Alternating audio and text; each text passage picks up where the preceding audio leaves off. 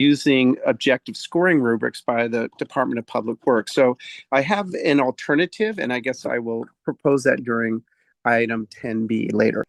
Thank you, sir. Your time has elapsed. The next speaker is San Leandro Chamber of Commerce.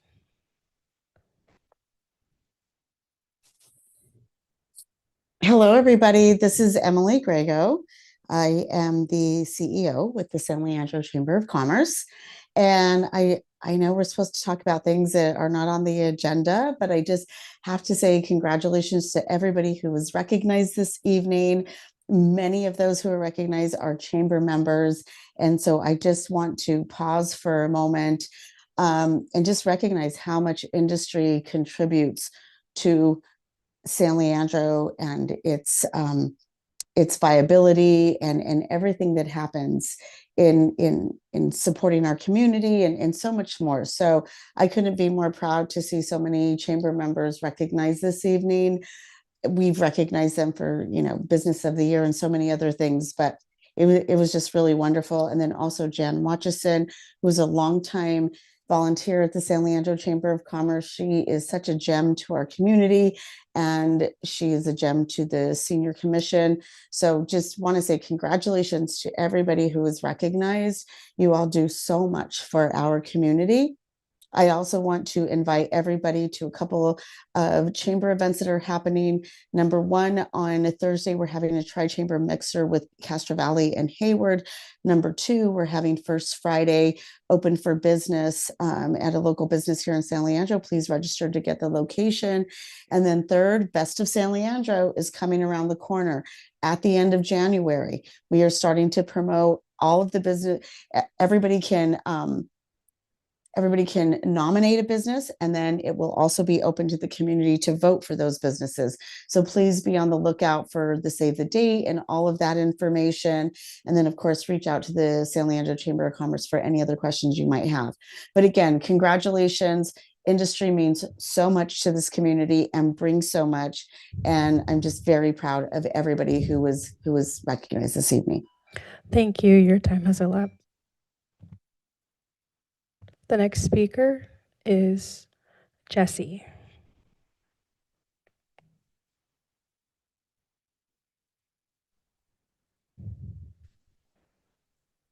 Jesse, are you there?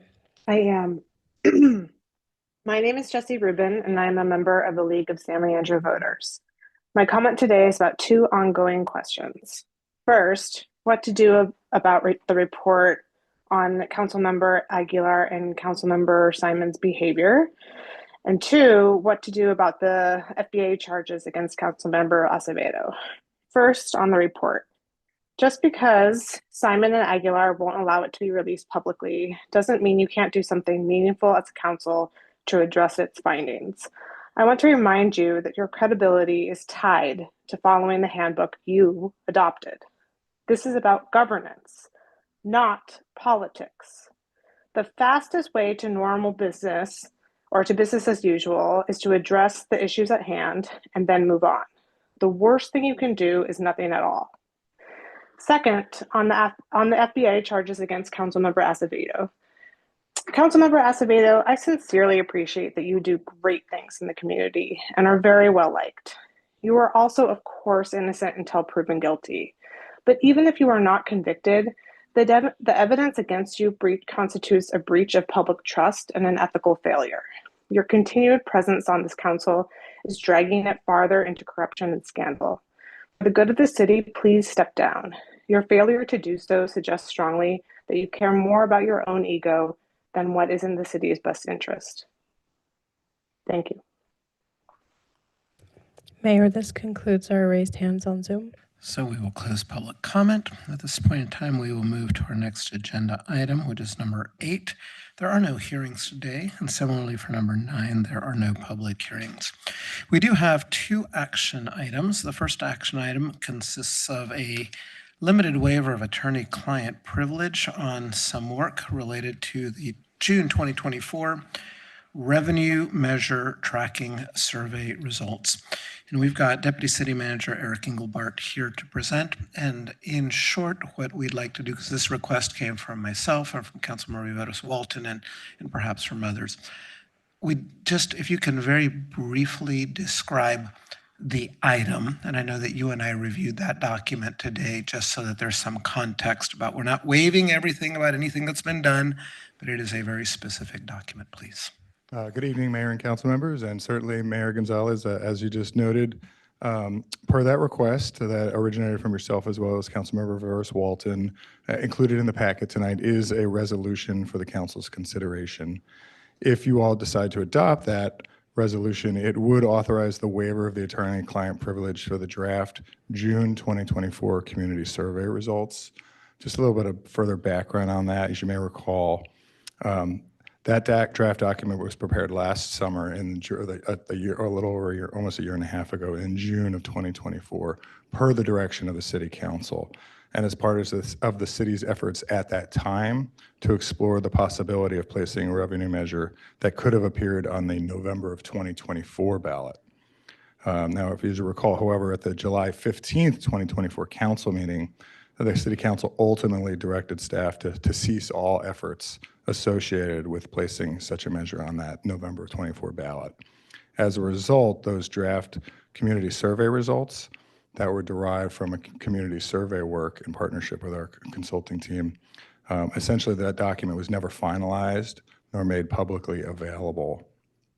As you recall, under the California Public Records Act, such privileged communications are exempt from public disclosure.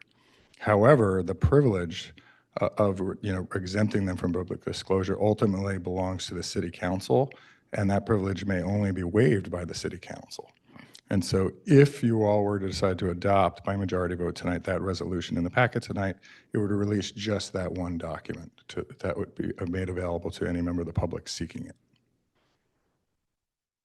And the only clarification there, just to make clear, there has been one or more requests for that document. That is correct. We did receive a specific public records request for that document. And so if you all were to adopt the resolution tonight, that would give us the ability to release it.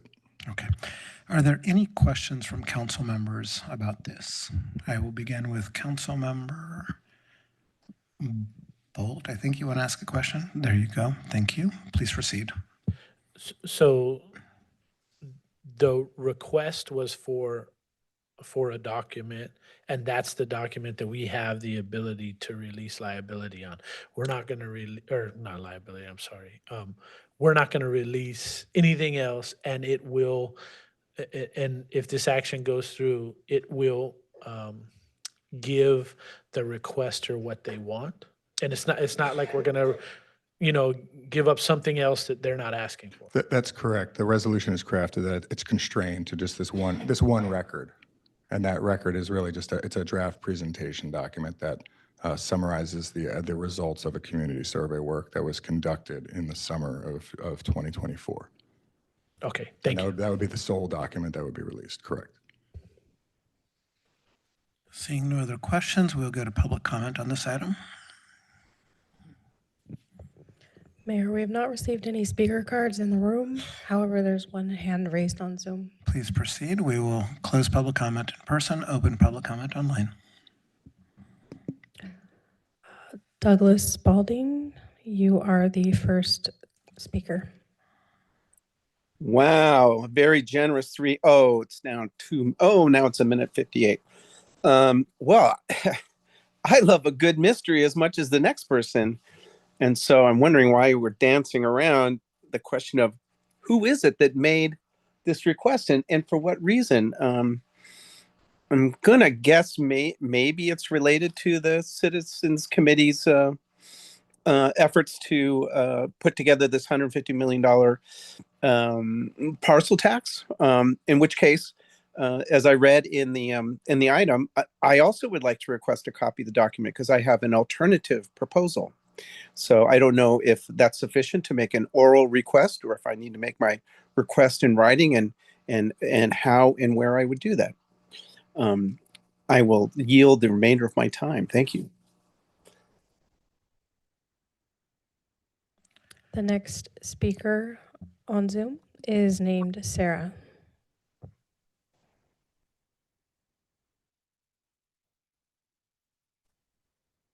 Hi, this is Sarah Bailey.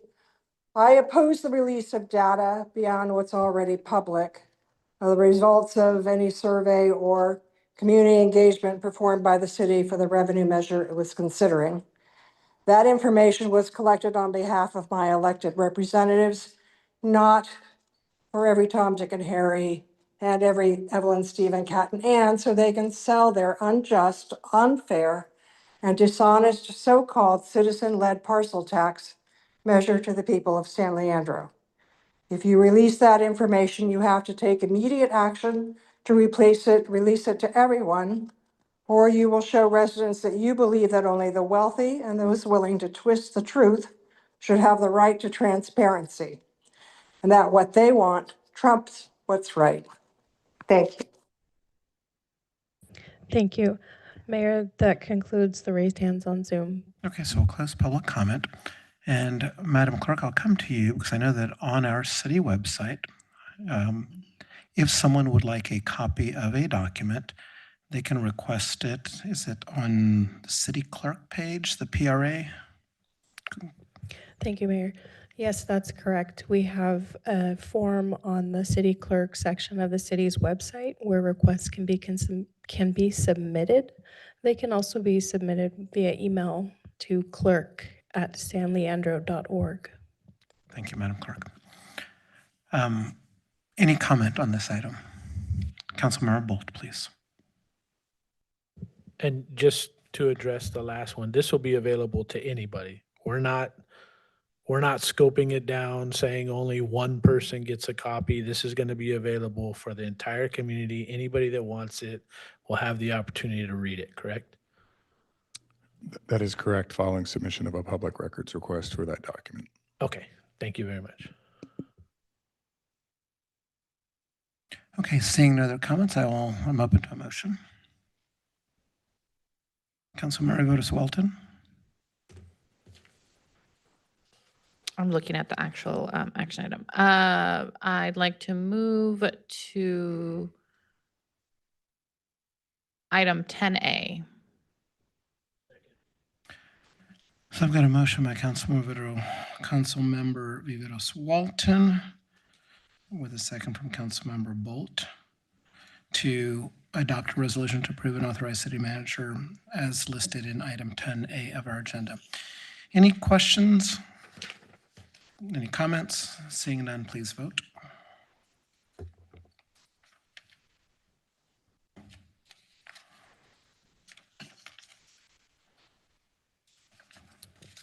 All votes are in. And the motion fails with 3 yeses, 2 abstentions, 1 no, and Vice Mayor Bowen is absent. Okay, so I'm going to go by parliamentarian. What is the process for a roll call vote? Because I want to know who voted which way. I'm asking you. Does it say, oh, it says up in the corner? Okay, would you please read the votes, Madam Clerk? Yes. Beginning with Councilmember Simon abstain. Mayor Gonzalez, yes. Councilmember Aguilar abstain. Councilmember Viveros Walton, yes. Councilmember Azevedo, no. Councilmember Bolt, yes. And again, Vice Mayor Bowen is absent.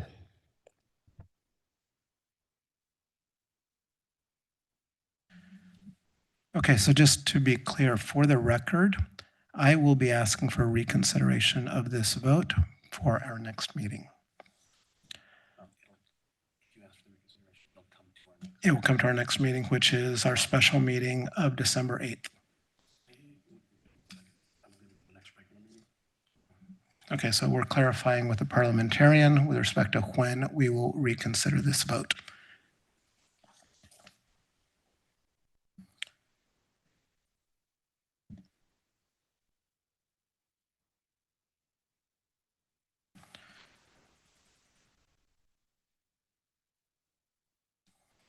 So we are holding temporarily while we figure out when the reconsideration vote will take place.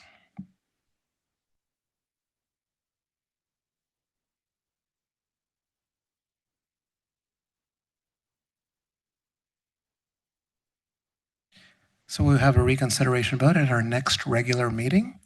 At that point in time, we will vote again on this item. That will be the meeting of December 15th, so 2 weeks from today. At this point in time, we will move to item 10B. So for this item, we've got Deputy City Manager Dustin Clausen and Finance Director Nicole Gonzalez here to present.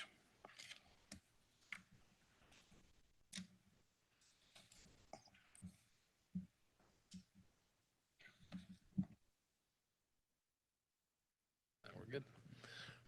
Good evening, Mayor and Council. Thank you for the opportunity to present to you this evening. We're going to be providing a brief presentation about exploring potential revenue measures referring to the election in November of 2026. So we will start with a little bit of brief history. Nicole's then going to present to you all the preliminary results for fiscal year 2025, the results for the general fund, and then we'll look at next steps and ask council for their recommendation to staff. So back in February of this year, at the special meeting, the council supported exploration of a potential revenue measure on the 2026 ballot. And so during the budget process, this previous process that we just went through, staff proposed an allocation of $500,000 to do that work. At that time, council denied that request, but asked us to return at a later date when we had the year-end results for you all to consider, how the picture looked and whether or not it would be appropriate to devote those resources at that time. So then further in July, at a meeting, Director Marquesis presented one of the plans was a potential revenue measure related to infrastructure. And so that kind of brings us to where we're at today. I'll turn it over to Nicole to present the year-end results. Thank you. Good evening, Mayor, members of the City Council, Nicole Gonzalez, Finance Director.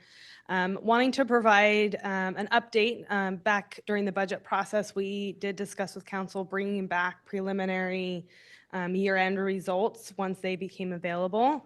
I will state that these are still unaudited. We are currently going through our audit process right now, but feel very confident in the numbers that we are seeing today. So when we look at column B, that is the amended budget, which Council adopted and authorized during fiscal year 24-25. At that time, we projected a use of reserves of $20.7 million with a beginning balance of $75.5 million, with that projected use of reserves bringing the fund balance to $54.7 million. A result of a number of things occurring throughout the year, our revenues did come in significantly higher than we had thought previously. And then we ended with a projected use of fund balance of 5.8, almost 5.9 million. That does not include the 9.1 million, which were encumbered in fiscal year 25 based on authorized budget authority. Those funds have been carried over to the current fiscal year so that we can continue to do that work. But just wanting to reflect the projected ending balance reserves for fiscal year 24-25 is 5.89 million, leaving a projected ending fund balance of 69.6 million. I'm going to go ahead and turn this back over to Deputy City Manager Clausen, who will continue on the presentation. Thank you, Director Gonzalez. What we're here tonight to discuss is whether or not council would like for staff to continue to explore a potential revenue measure. The potential next steps, we would do some community outreach, all working towards a potential survey to figure out how feasible it may be and what might be supported and what priorities the community would place with those funds, how to use them. So we've got 20,000 for that community outreach. We would be doing a mailer for an annual report, go out and do community listening sessions to hear from the community. And then the 92,000 would be for survey work and leading some of those listening sessions and outreach to the community. This gives a more detailed potential cost estimates for work that would go into it. At this point, we're not asking for the entire amount. We're just we're here discussing the 92,000 and whether or not council would like us to continue with that effort. But we do have additional costs that if the city were to go all the way and put a measure on the ballot, the things laid out here we think would help to position the city for success with a measure that goes to the ballot. All in all, we will have the costs for the election, no matter whether or not we have a measure on the ballot. And then this other amount is what council could consider moving forward. On the left column here, this was the timeline that was discussed at the July 14th meeting when the discussion of the potential infrastructure measure. On the column on the right, we've updated it for if we are to move forward this evening. Looking at the timeline doesn't change all that much, although we are certainly we've lost some time from July to now, which has really sort of compressed the timeline on the right that would lead us up to November 2026 election. We've taken out a second tracking poll because we don't think the amount of time between a survey would give that much of a meaningful difference and provide the information in a way that would make it worth the squeeze, if you will. So that's the timeline that we would be looking at. We've got about 10 or 11 months to sort of make a decision. We will, a decision will be made this evening as to whether we continue to explore or not. And then we would come back in, May or June of next year to actually, develop a question and have a council vote as to whether or not they would like to put it on the ballot. So tonight, what we're asking from council is one of two directions, right? Adopt a motion directing staff to either continue to explore potential revenue measures that could appear on the November 2026 ballot, including a consulting services agreement with Clifford Moss for outreach and survey work to consider feasibility, or to cease all efforts associated with placing a revenue measure on the November 2026 ballot. That's the direction we're seeking. We're happy to answer any questions or address any comments you may have. Thank you for your presentation. At this point in time, we will take clarifying questions.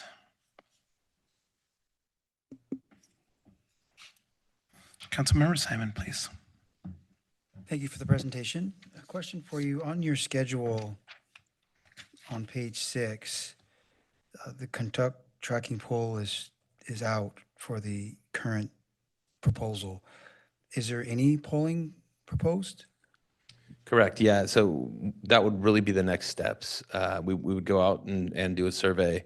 That's the one here for on the second line in January of 2026. Oh, engagement survey. Okay. That's it. Okay. All right.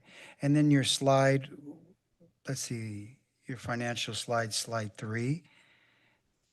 And just isn't with the spreadsheet. And can you summarize one more time? This is showing that we have adequate funds to fund this proposal? Any funds authorized would be coming from fund balance. So what this is to demonstrate, we did say to council in June of last year that we would bring forward an updated year-end preliminary report to show what we used as far as projected fund balance is concerned. Right now, we are showing that we are using, when you look at the 5.9 million in addition to the 9.1, about $16 million in use of reserves, which is less than what we had projected. We had projected 20.7. So there's remaining about 4 million that we did not use that council did authorize us to use should we need to. Got it. Thank you.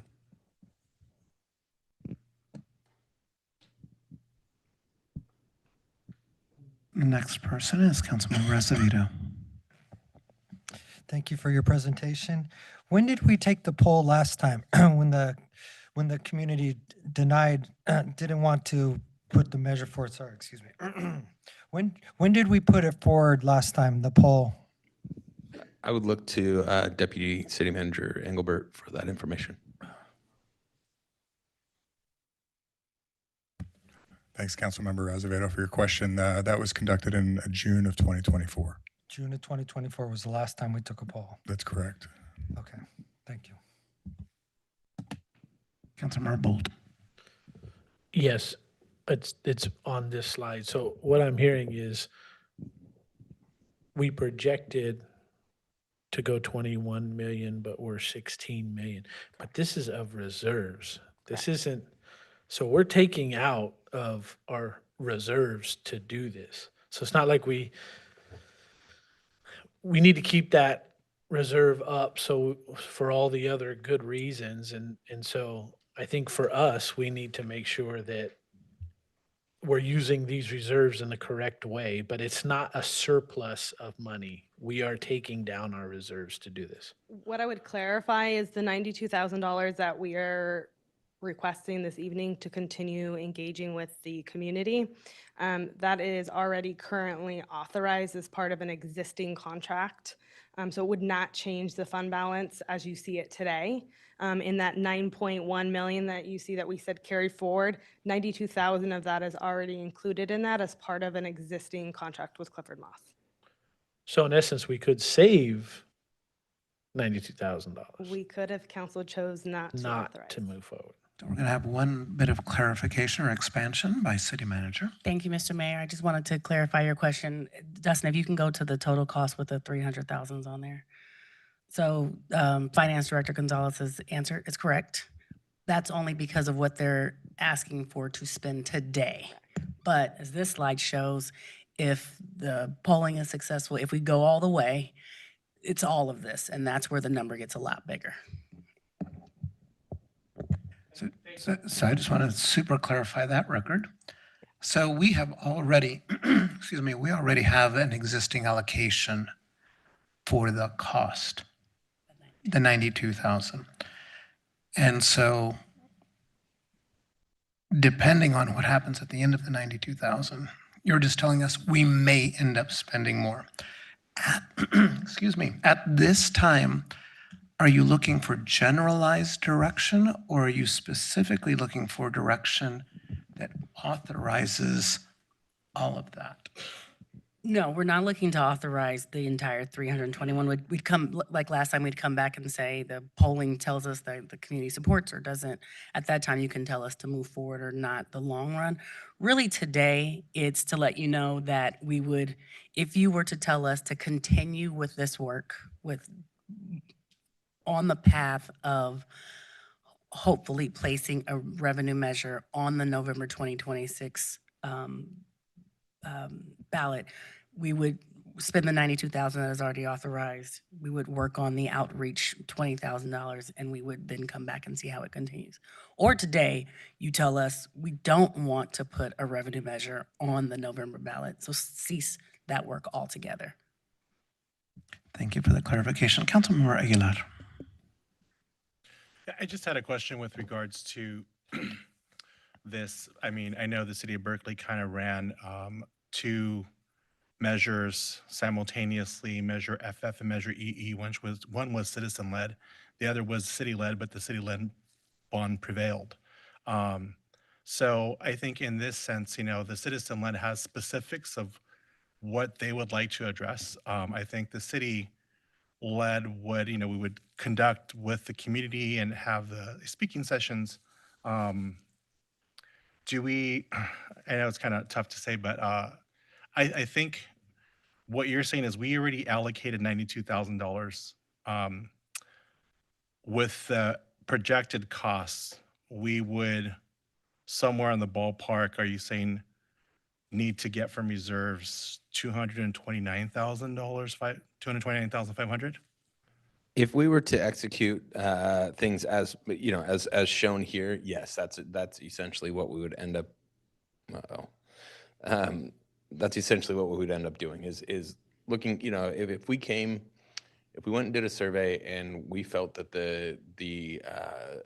a measure was viable, we would likely come back to council and say we'd like to do these other things. This would be the cost. We would go out and get proposals for that work and then come back to council. And I think, given what happened in Berkeley, I would like to see, what, one bond measure versus the other. What would, the city bond measure encompass versus the citizens bond, which would be pertaining to certain communities, and especially some of those folks who don't have a voice or are not connected within the community. So, I think what we have here with us with regards to the outreach, I would like to see an option to move forward. That's my comment. Thank you. So we go to Councilmember Bolt next for more questions. Yeah, and one clarification, there was 2 in Berkeley and both prevailed. The citizens one did too. So we're looking at that option here. If we want to spend the 321, we can have 2 parcel tax, which I think is a little dangerous, but hey, when we're talking about this, if we get to the 90, or say we authorize tonight the 92,000, where's the off, at which one of these is the off? I mean, I would hate to spend 321,000 when we have the opportunity to do this on the citizen side, save this money for the city. But where is the off ramps at for us going forward? Yeah, so I mean, if we were to go out and do a survey, and let's just say, the results came back, which I wouldn't expect this, but I'm just saying an extreme case. We went out and 10% of the folks would say, yeah, we'll do it, and the other 90% say they would not support it. That would be where we stopped, right? We would do that work, and we would come back and say, hey, we don't think this is likely to be successful. The council could still choose to advance it and do with or without this work. But there are off ramps really everywhere here. We can do, the first work with the 92,000 and the community outreach, and then we would come back later after we had the results of those to come have the discussion with council to see whether or not you want us to, continue to do the informational provision.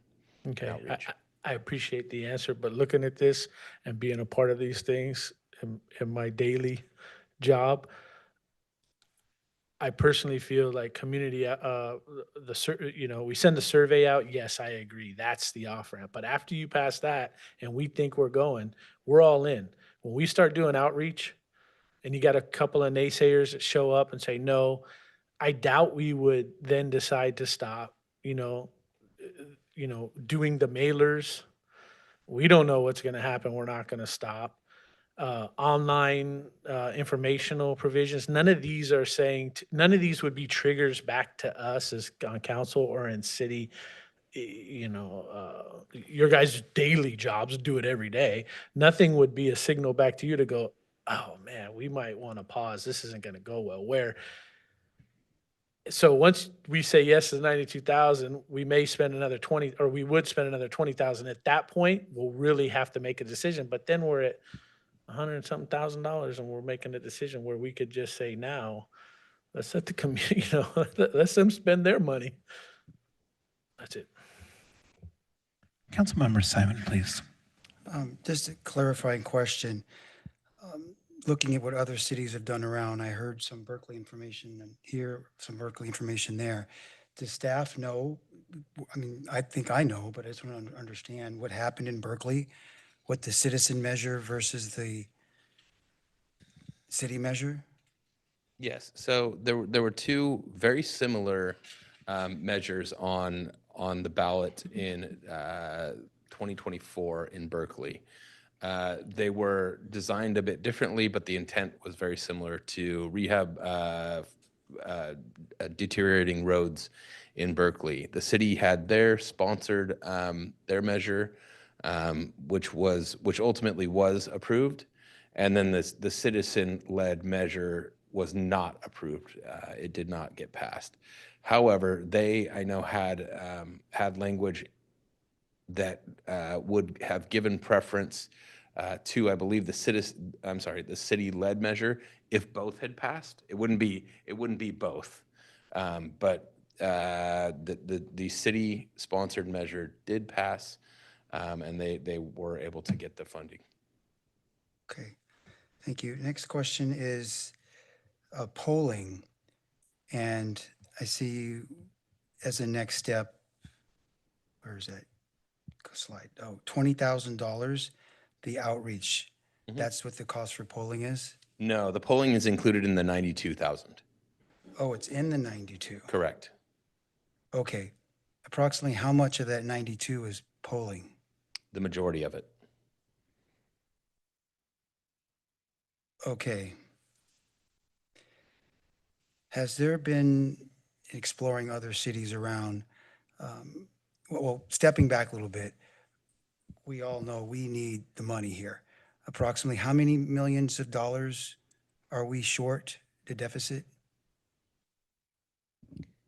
Well, I think there's two different things that we're looking at. We're looking at where we're at from an operational standpoint, and then of course where we have some structural or lack of funding for infrastructure needs. So two kind of different areas. Right now we are looking at closing a gap in our operating budget of 15 million, and this would not necessarily address that concern because this potentially is more focused on infrastructure needs and infrastructure funding. Okay. I'm just going to let City Manager elaborate. Thank you, Mr. Mayor. Director Gonzalez, can you give an approximate number of the shortfall for infrastructure needs?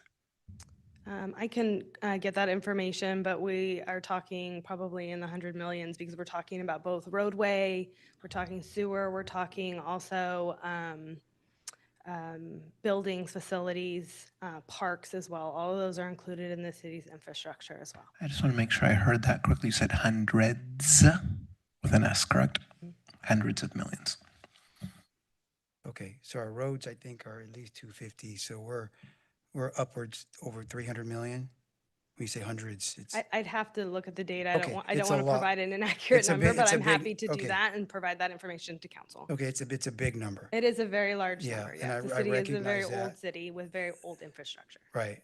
I recognize that, and I think everyone does on the council. And we desperately need that money to keep our streets alive, to keep our buildings alive. I mean, we need it. It's not like it's a nice to have. Just like owning a house, your roof. We need a roof. We need many roofs. So I guess why I'm saying that is this is really important, this measure, to properly fund our city. And why I'm asking this $92,000 question is, do you need polling? If the city really needs this money, if we need this to function, to actually keep our city running, are there other cities that have gone out without polling and just said, we need this money? That's the question to you. Yeah, I mean, I think it's been done many different ways. And no, you don't have to do a poll to put a measure on the ballot.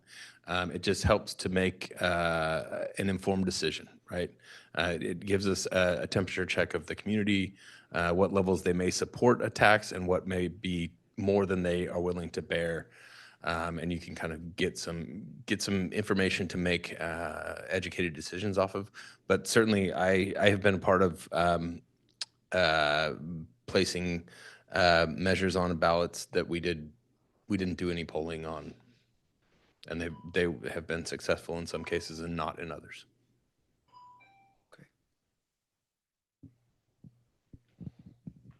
Is that it? I have some more, but I'll Please wait. proceed. Okay. My next question is, if we decide to proceed, the other items listed on your cost breakout of the 321K, when can the council get more detail on what's included in them? For example, the public affairs or the informational mailers, like more description of what's involved in those. That way the council can decide, do we want to include the full 321? Would we like to thin it down a bit? Sure. Yeah. I mean, when we when we get the results of the first survey or the survey, we would then come back to council, provide that information, and then go out, and we would ask council whether they want us to do that work, and if they do, we would go out and get proposals and be able to provide information as to what exactly they would be going out to do. Okay, thank you. Okay, on the clarifying question side, is it your intention or the way you're thinking about this that this work would be done under attorney-client privilege? I think that's really up to the council. What's your recommendation? Okay, coming to the city manager. Mayor, we need a more specific question because it's depending on which part. So when we do this work, we do come to council in public to ask them a question. If you're asking what was privileged before, will it be? That's not my question. My question is this work going forward as envisioned, right? You're coming to us for some guidance. Is it currently envisioned to be done under attorney-client privilege? I can't answer that question without more specificity. As Deputy City Manager Clausen has mentioned, when we get to the next decision point, we will be back in chambers to talk to the council about that and ask for direction. Will there be other things? I don't know. Okay, I'll have comments on that later. So other questions for this work, coming back to Councilmember Bolt's off-ramp. Do you view it essentially as two phases? The first phase through basically the end of February, early March, and then we're all in if it's a positive result? Yeah, I think that's how I would look at it. Okay, perfect. At this point in time, we will go to public comment on this item. Do we have any cards for the room? Mayor, we do not have any cards. Okay, so then do we have any hands online? Yes, there are currently 3 hands raised. Well, let's proceed online, please. Douglas Spalding, you are the first speaker. Thank you so much. Well, I looked at that budget summary, and it seems like we're already 10 million in the hole, nearly 10 million in the hole for the current fiscal year. Money is tight. We need to raise funds. And so I encourage the city council to continue exploring the possibility of a November revenue measure. I don't think we need 2 revenue measures. I much prefer the city to put forth its own bond. To me, that's the off-ramp from the Citizens Committee proposal. In the 2026-2035 capital improvement plan, there are funded projects and there are unfunded projects, and they're all pretty worthy, but we live in a world of limited money and limited staff time. And unless the city's buying lotto tickets and hoping we hit a home run, I think the only solution is to go at this incrementally. So I said I have an alternative proposal, and the problem I see with the Citizens Committee is we have a potpourri of projects from all over the city trying to garner votes from every district. I'll tell you right now, I'm not going to vote for it because I see Lake Chabot Road as a bottomless pit, a waste of money. So I would like to see a narrower focus. I think if the city were to put forth a public safety bond that focuses on the 3 firehouses that either need to be repaired or replaced, and also we make sure we take care of Neptune Drive, a debacle of the city's own making. We should never have built there, but I think we owe it to those residents to allow them to get flood insurance, even though the levy ain't going to work. We could do it for less than half the cost of what the citizens committee is proposing, with a whole panoply of projects. So that is what I'd like to see you all explore. Thank you. And we need 2/3. Thank you, sir. Your to time make has it elapsed. sure that it's The next speaker is named resident. Hi, good evening. This is Karina Lopez. I'm so glad that this is on the agenda this evening.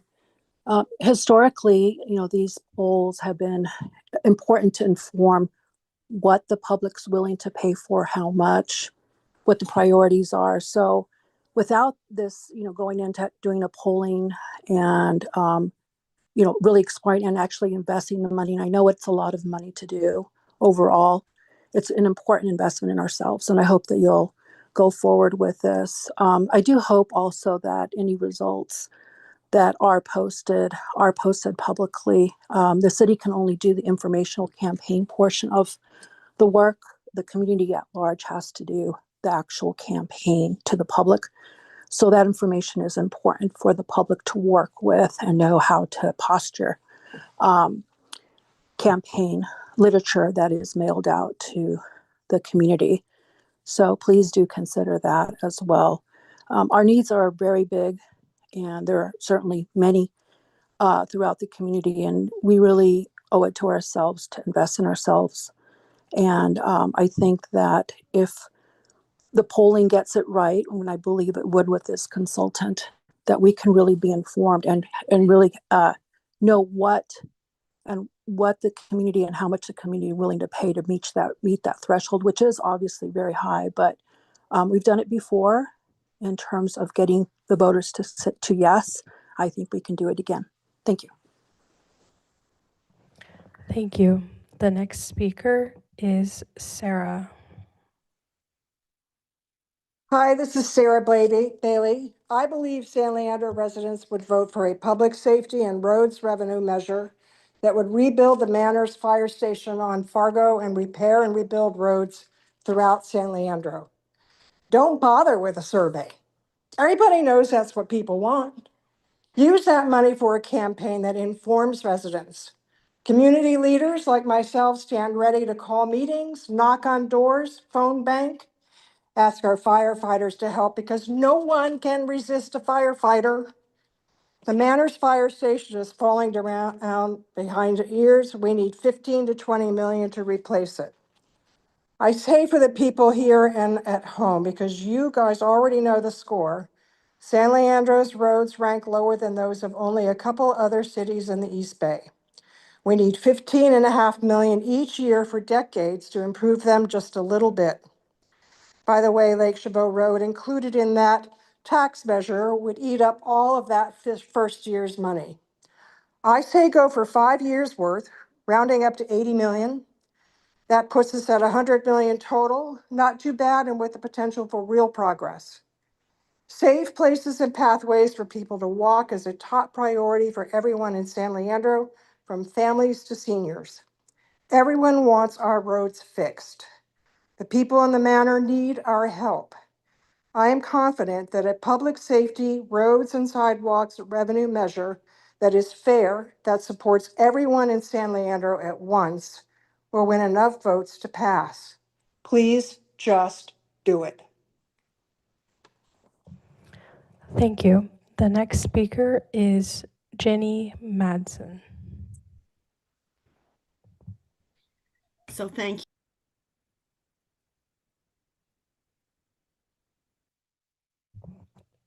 Sorry, Jenny, are you there? Jenny? Hear me now? Yes, we can hear you. Thank Okay. you. So this is Jenny Madsen, and I just want you to listen to what Sarah Bailey said, this comment and her previous comment. I've spent time tonight trying to look up my responses to the 2024 survey, and I don't know why that one, I think it was because you guys you either didn't get enough response or you didn't want the responses you got. But I agree with everything that Sarah just said. I don't think you're going to get any more information because we still don't know how to do outreach in this city. At least the city doesn't. Thank you. I can be done now. Thank you. Mayor, that concludes our raised hands on Zoom. So we're closing public comment online, coming back to council members for further discussion.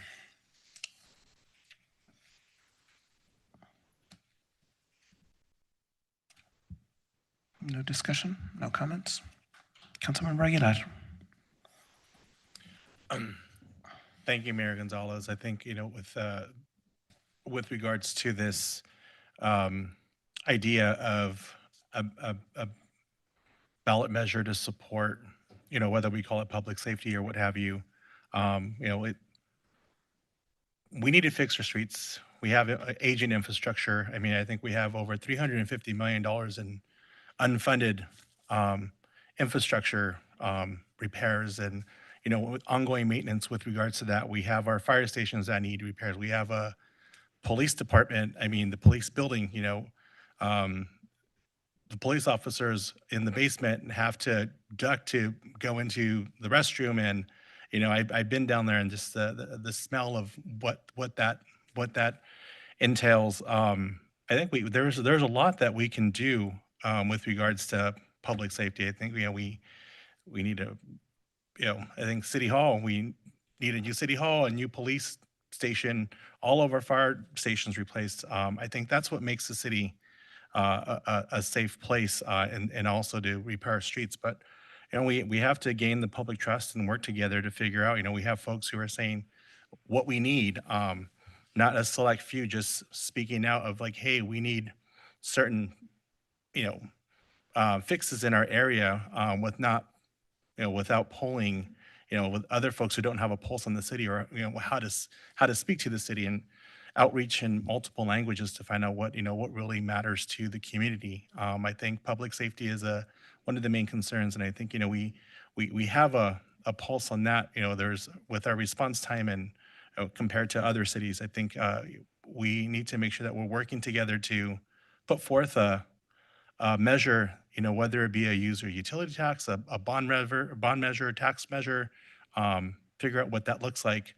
But I think in essence, it's something that we need to figure out what is going to be feasible, what is going to work with the community, and what will benefit everyone, not just a select few.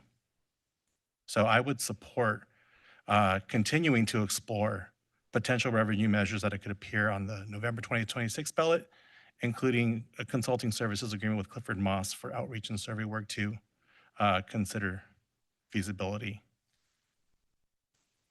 Thank you. At this point in time, I'll go to Councilmember Simon. Yes, I'd like to second Member Aguilar's motion. And I'd also like to comment, I agree with everything that he has said. We are in major deficit, and at some point we have to face reality. If we want to live in a nice city and our residents expect it and they deserve it, they deserve nice roads. I ride my bicycle throughout town, through the Manor, Bayo Vista, downtown, everywhere, and there are streets, and I know the city's doing their best with the means that they have, but it's just not a way to live.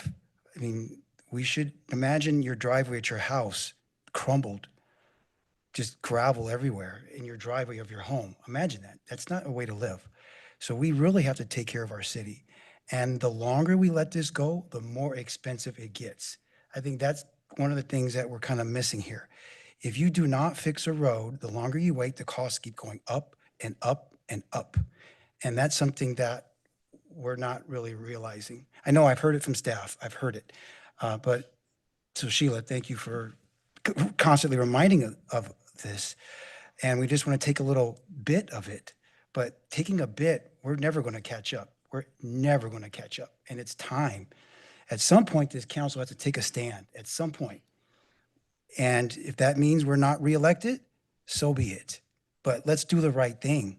Let's support our community by giving them the infrastructure, whether it's roads, fire stations. I've been through the Manor Firehouse, and it is, I don't know how they live in there. I mean, people actually live in this place. I mean, not people, our firefighters who protect our lives. They live it, and they should not live in those type of conditions. They should not. I wouldn't want to live in those conditions. And they do, because they care and they fight for us. And we have to fight for them. And not just the Manor, but all the fire stations that need it. We shouldn't just pick and choose certain areas. We should protect everybody. And I think we can. I really do. If we prepare this properly, and I think our staff can do it, I think it's going to pay dividends. I see this as an investment, not as just we're throwing money out. We're going to save money in the long run if we do this. We really are. And I support this. Thank you. Okay, so I'm going to go next to Councilmember Bolt, Yeah. but before doing so, I just want to be very clear about something. I didn't hear a motion. I heard that you just had general support, but let me hear from all the council members, and then I'll come back for a motion. So Councilmember Bolt. Yes, thank you. I agree 100%. We have to do something. And I'm supporting whatever we can do to get something on the ballot, whether it's a citizen-led, a city-led.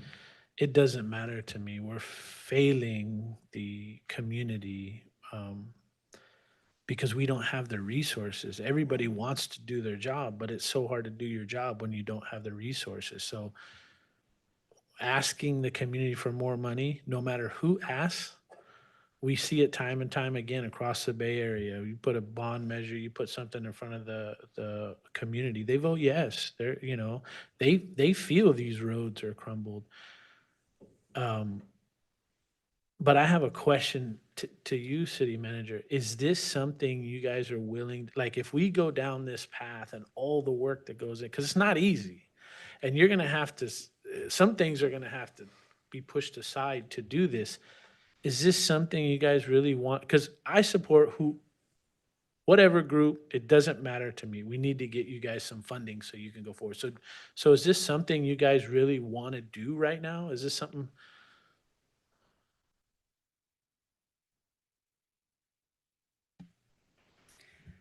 Thank you, Councilmember Bolt. I appreciate the question of, is this something that staff wants to do? But I'm afraid I can't answer your question because this is really direction I need from the city council. You know your residents better than I do. And as Councilmember Simon alluded to, it's a political decision. It can be successful and it can be great and it cannot be successful and there can be political thoughts about that from the community. And so for us, you've told us it is a priority. It is currently on your infrastructure work plan. Understanding all the reasons why the council at the time in June did not decide at that moment to fund it. It wasn't a no, it was a let's hold for a second and see if we can actually do this. But right now we need the answer from you. That's why we don't have a recommendation here. Our recommendation is just to give us direction on what would you like us to do. But whatever you tell us to do, we will do. I appreciate those answers. You're good at your job. I've told you that before. Honestly, if it be, I hear you. It's political, but what does that mean? Like, it's the group, it's the citizens that want to vote on it. If they say no to it, they say no to it. Like, if they say yes to it, which I think they will, because they see and feel the pain that we're discussing. It's not like we're speaking of this in a silo and all of a sudden we're manufacturing bad roads in our minds. Like, they drive down these roads. I agree, a safety led initiative, bond, to rebuild firehouses, yes. All of these things is what our community wants. And And so now it's about who do we want to do it? And I'm looking at spending $400,000, close to 400,000, you know, and that's just an estimate. We don't know what it could be in the end. And I get nervous when we have someone on the outside saying, "Hey, we'll spend our money to do it." So that's where, I mean, I'm going to support whichever one's going to get us there, but I'm trying to think of our bottom line in the city and not want to spend this money up front. But here we are. Councilmember Azevedo, please. Okay, all right, I'm going to take a different stand on it than the rest of my colleagues. I believe that the citizens already said they didn't want to raise taxes, and I believe that they don't want to raise taxes. Taxes are too high here in San Leandro. With SNAP benefits running out and now they have to reapply, I don't believe that they want to raise taxes, and I believe that we should seize all efforts on that. That's my opinion. That's it.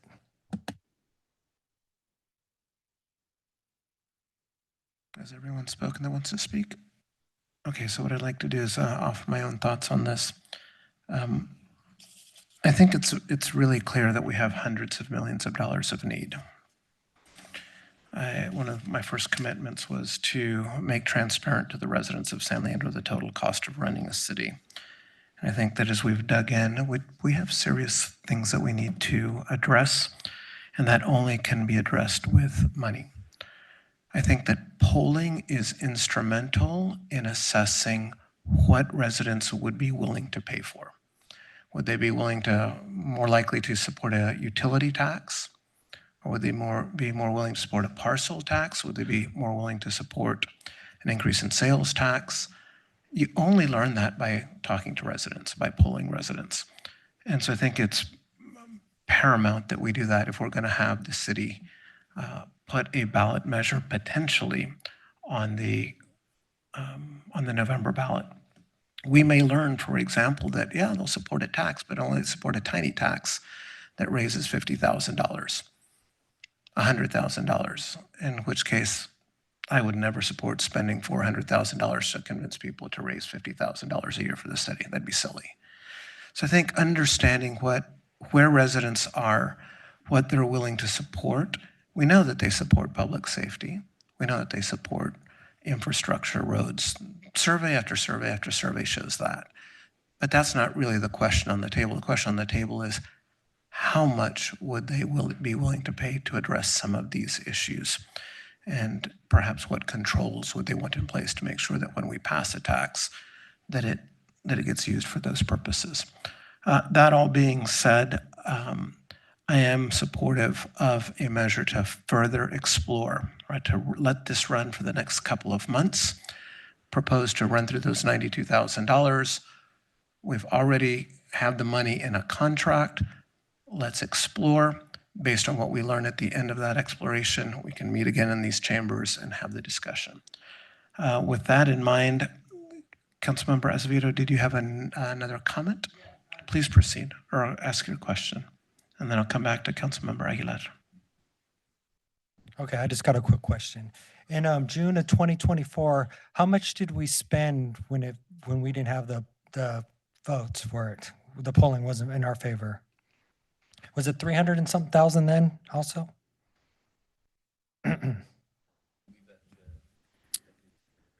How much did we spend last time when it failed? Councilmember, we can look up that number, but I can affirm that it was definitely not 300,000. We stopped much earlier than that in the process. We essentially conducted that one poll. Okay. And did some outreach efforts and then ceased efforts. So there was. Because I remember there was a contracting or consultant that we were going to pay 300,000 or something for it, and then it got approved. I voted against it. Correct, and there was funds left over on that agreement because we ceased all efforts. Okay, that's all my questions. Thank you. Councilmember Aguilar, coming back to you. Thank you, Mayor Gonzalez. I believe I read the item A, but I'd like to make a formal motion to continue to explore potential revenue measures that could appear on the November 2026 ballot, including a consulting services agreement with Clifford Moss for outreach and survey work to consider feasibility. Would you be willing to add into that this work would not be under attorney-client privilege so that the public can see the results of this work? That it would not? Not I be- would like to defer to our city attorney to ask whether or not if that's something that would be recommended. Okay, so I'm going to start with the city manager, and then I'm coming to city attorney so that they can both weigh in. So it makes me extremely nervous to preemptively say that something can't be under attorney-client privilege when I have no idea what that something could be tomorrow. And that could put the council in a position where we're stuck with being in public on an item that we should first discuss privately. I don't know what tomorrow holds. And I don't know what will hold through this process and what we will learn. And sometimes concerning things happen. I need to talk to you privately about those things. And that would just be my consideration as going into the mayor's question. Okay, coming to city attorney, and then I'm going to have some thoughts on this too. Thank you, Councilmember Aguilar. Richard P. Arota, City Attorney.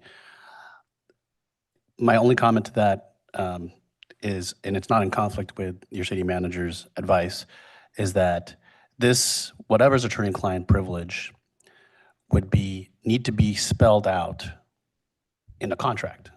And the contract would define what is and what would not be privileged according to the work product that's generated by the consulting service, the consultant that's attached here. So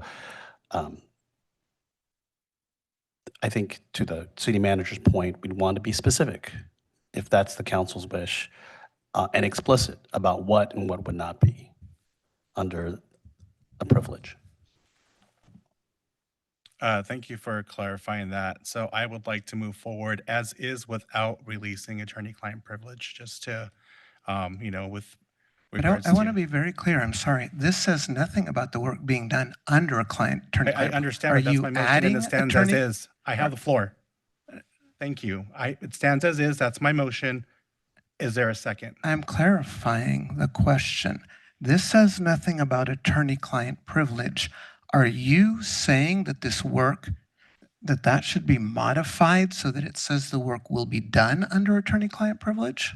If that's your ask under attorney-client privilege, then yes. Well, I'm asking you, you're making the motion. You just asked me a question to not add attorney-client privilege. And then I withdrew that question. So now let's start fresh. Are you asking to only adopt what's there? Because what's there says nothing about attorney-client privilege. So what you're asking, so I get where you're going with this. So I'd like to continue to explore with attorney and client privilege. And then we as a council can later decide whether or not we'd like to release that privilege at a later date. Thank you. Councilmember Simon.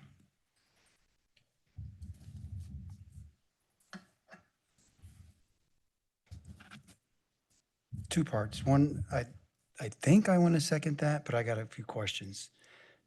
Back to this attorney-client privilege situation. So if it moves forward the way Councilmember Aguilar originally presented, and I think this is for the city manager or the city attorney, if it moved forward as shown as item A option, what would have been the assumption? What stance would the city manager or city attorney have taken on the work product? I want to start with city manager. So what's in front of you doesn't answer the question of what exactly is attorney-client privileged or not. What we would move forward with is completing the work. We would come back to you in open session at a later date, sometime, I think February, March is what the timeline had, about the question of, with that information, where do you want to go next? Do you want to move all the way to November or not? Just like anything we do, there are times I do have to come to you in closed session, and I don't know that months in advance. These things are presented to me. I then need to have those discussions with you. Sometimes we do them in closed session as a group. Sometimes we do them in 223s. Sometimes there's detailed information that, due to its sensitivity, we want to discuss in detail and go have some further exploration with council. I don't know what that could be. I just know that we do this work all the time, and there are instances when we have to go into closed session, and sometimes we have to have 223s. Okay, so the way the motion currently is been clarified still meets your objective or your needs that you had originally proposed? Yes, the motion currently, as I understanding, is that it's what's in front of you on as with A, plus it's all confidential, so nothing would be coming back to you until we'd meet in a closed session confidential space. I'd have to meet with the city attorney as we go through this. There's some things that can't be discussed in closed session, but those things can be brought in 223s. Okay. I need to clarify that though, because that's not the motion that I heard. I heard a motion that it's A, being conducted under attorney-client privilege, not that it's confidential, but that it's subject to attorney-client privilege. And that's something that's very different than just calling it confidential. So subject to attorney-client privilege. Okay. And just so I understand, with the city manager, this meets your needs to conduct the work. That is correct. Okay. I second the motion. Okay. Any other questions or discussions? Councilmember Bolt. Can you clarify the motion, please? So the motion is to continue exploring potential revenue measures, but that work will be done under attorney-client privilege. So it's not accessible by the public unless we waive privilege.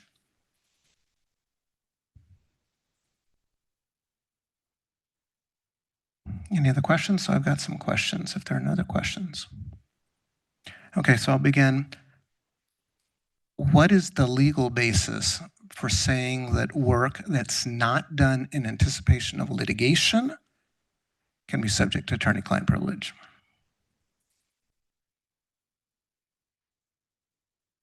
That's for our city attorney. So there could be a number of bases, Mayor, amongst them being analysis of, I'll just sort some hypothetical situations, real property negotiations, and how I'm sorry, monies we're would be talking about a used. survey here. I'm- This isn't a real property negotiation. I want to know about the context for a survey for it to be subject to attorney-client privilege. If the monies were to be used for a certain action, a certain project, let's say it's a parcel tax, and the special tax requires 66%, 66.7% or 66.9%, whatever, needs to be done, 2/3 vote majority, and it was intended to be used for purchases of property, for example. Absolutely closed session absolutely closed session privilege. In addition, there could be deliberative process privilege, where under deliberative process, the council, with consultation with my office and with staff, would want to analyze further how much certain dollar amounts would be with the community bear. That could be privileged. It could be deliberative process as well. So there are a number of possibilities, and I think what the city manager is saying, I don't want to foreclose any of those potential discussions on the money, the use of the funds, what potential projects could be involved, what purchases, what divestments, all of those things could be confidential and have input or information from a survey. You just haven't determined what the survey could be for. So I don't think it's not foreclosing any options at all. Certainly, it's a council choice. So there are two considerations: deliberative process privilege. That would be disclosing information that we discuss in our considerations of that, but not the actual survey results. How is the actual survey result, the fact that 52% of the people approve of something, how is that reflecting our deliberation?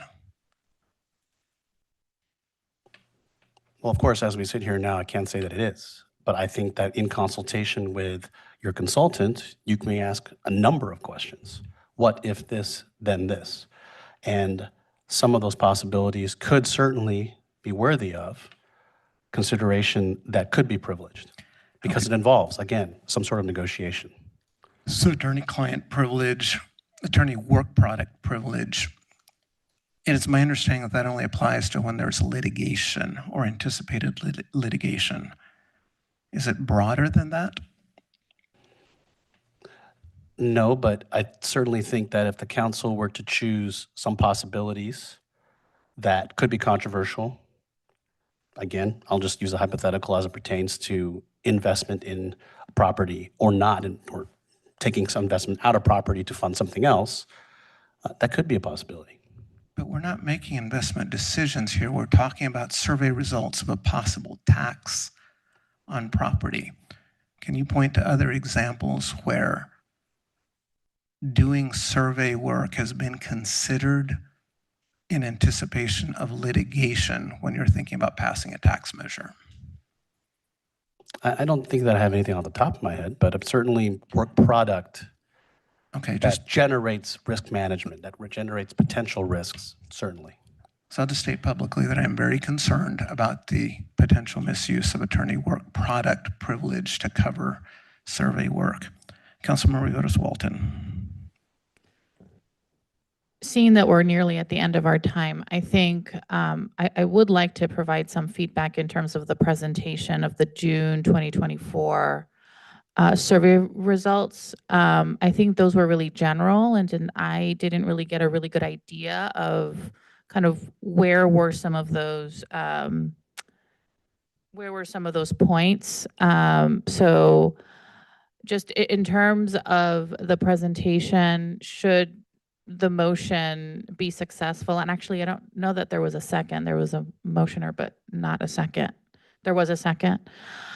If it does pass, I would like to see a presentation with more detail than what was presented to the council, so that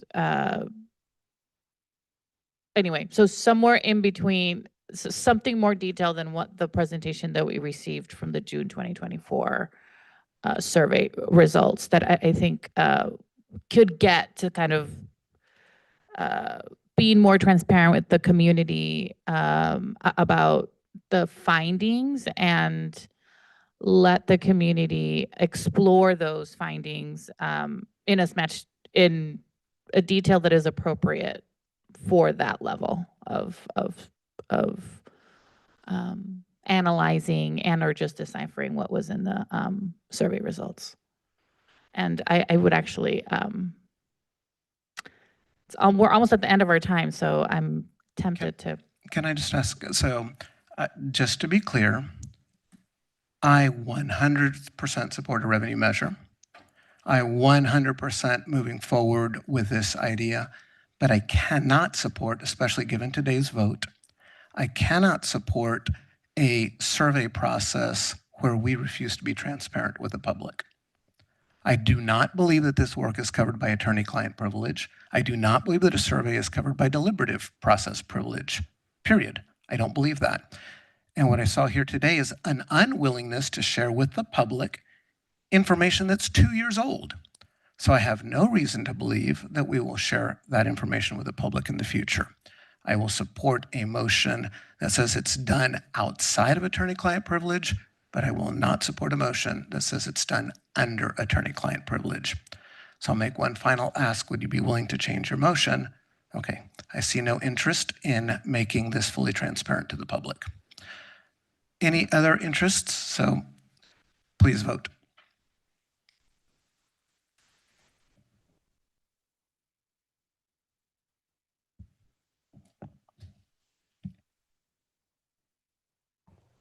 All votes are in. And the motion fails with 3 yes votes, 2 no votes, 1 abstention, and Vice Mayor Bowen absent.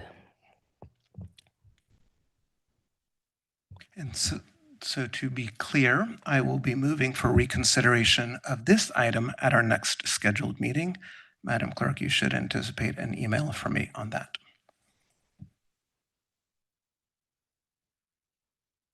At this point in time, we'll move to item number 11. Do you have any items that have been submitted to you, City Manager? Okay, item number 12, city reports, calendars, and other announcements.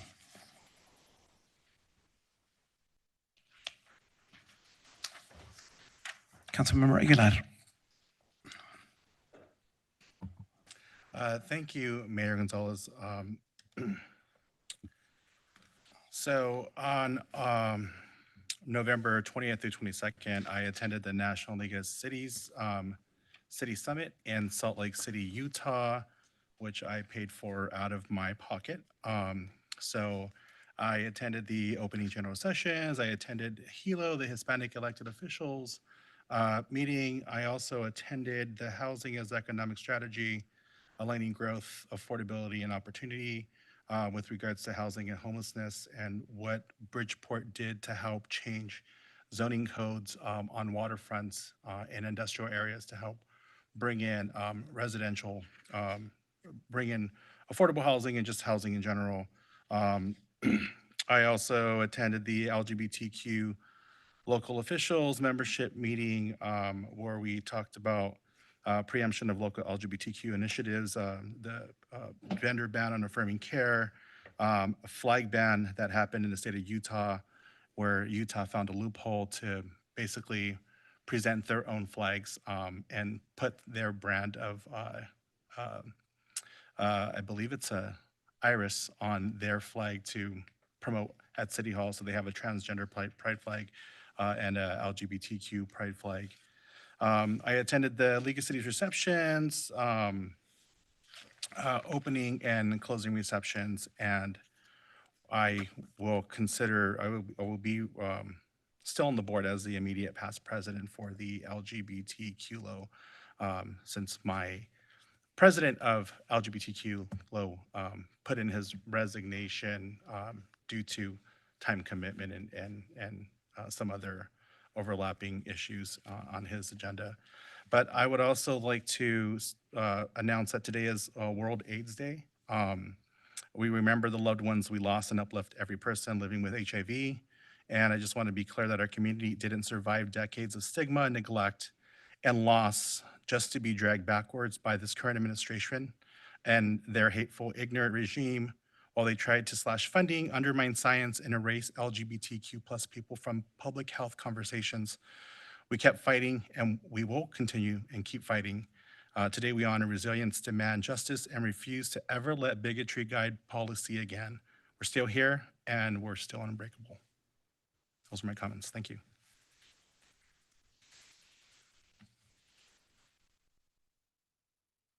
Councilmember Azevedo, please.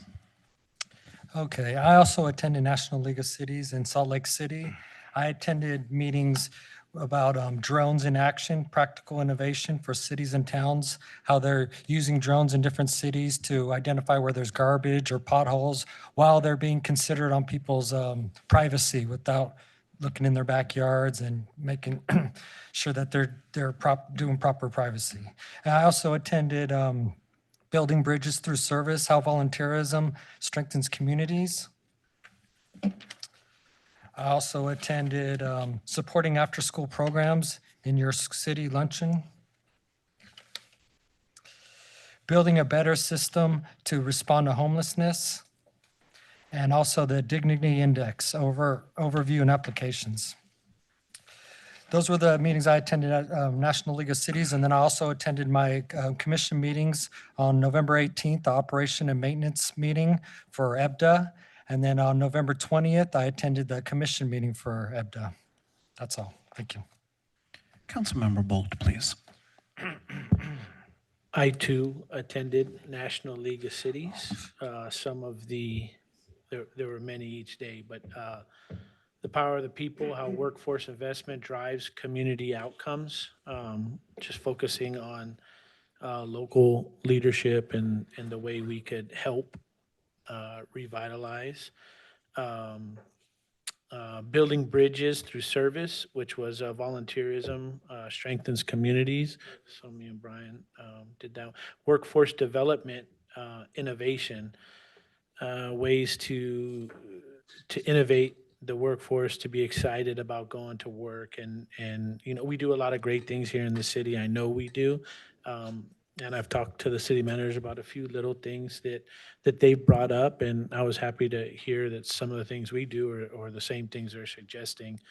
Um, Also, making policy happen and navigating policy life cycles, which was brutal. Uh,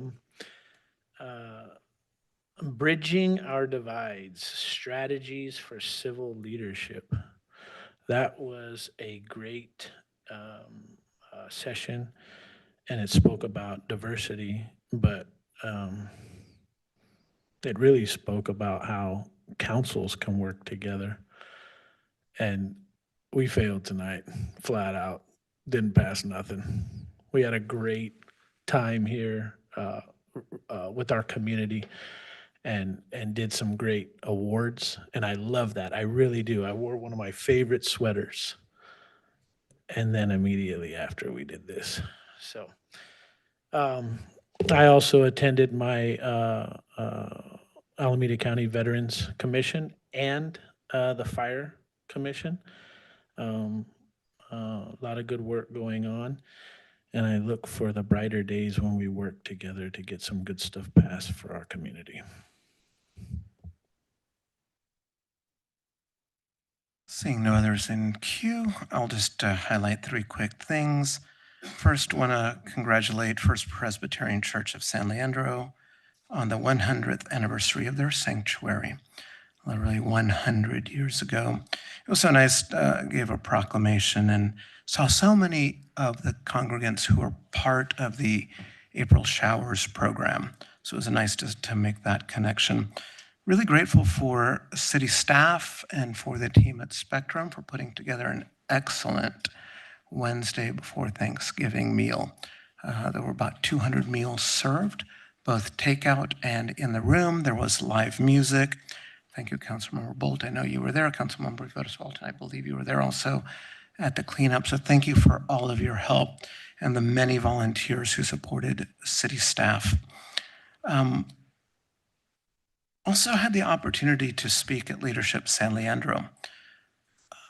I think you spoke there too also, right? I think there was just seeing the energy of so many people in our community coming out to want to develop their talents further, building community as a cohort was just really powerful. So very grateful for the work that the San Leandro Chamber of Commerce does in promoting Leadership San Leandro, to their instructor, Brianna Hatcher, to Natasha Martinez, who's one of their administrators who's just getting stuff done. Very well attended, excellent energy. And so with that, we are adjourned at, what time is it? 10:03. Have a good evening.